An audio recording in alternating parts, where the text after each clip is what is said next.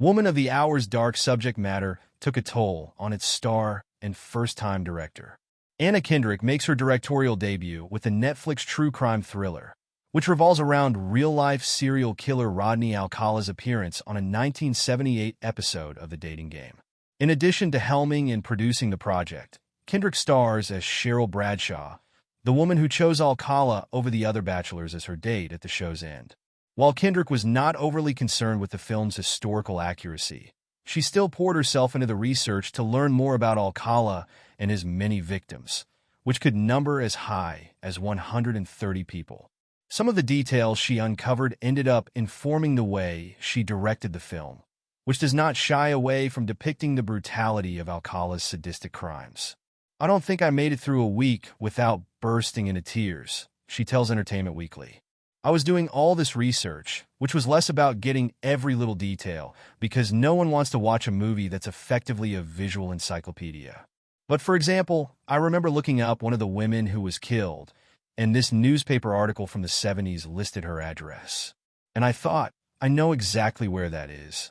Recognizing the Los Angeles location, Kendrick knew the woman's home was close to the beach. "I had this awful feeling, and I thought, oh my God, she would have heard the ocean. He broke in through her window, and she was on the ocean. She would have been hearing the ocean, and something about that just ruined me." The aftermath of the murder is depicted in the film, and after reading the newspaper article from the time, Kendrick called her screenwriter, Ian McAllister McDonald, and asked him to start the scene on the water. The detail also fits with a larger theme of the film, violence in nature.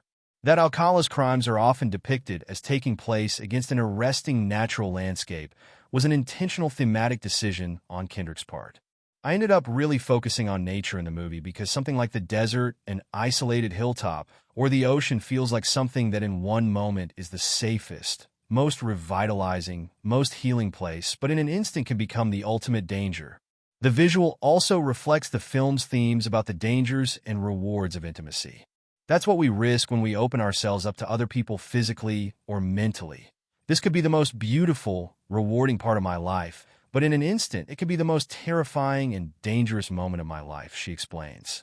As a director, working with such difficult and serious subject matter meant finding a balance on set between the playful, creative energy required to make a film and the respect owed to Alcala's real-life victims. "I think everybody in the film industry is very used to, on a daily basis, going from high to low and having your best friend be your arch nemesis and then back to your best friend by the end of the film, let alone the day," Kendrick says. "So everybody was really respectful of having a good time and joking around, but then the second that we were dealing with anything about the material, whether that was the filming of the actual scenes and performances or chatting with my cinematographer, we were taking it so seriously and handling it with so much reverence."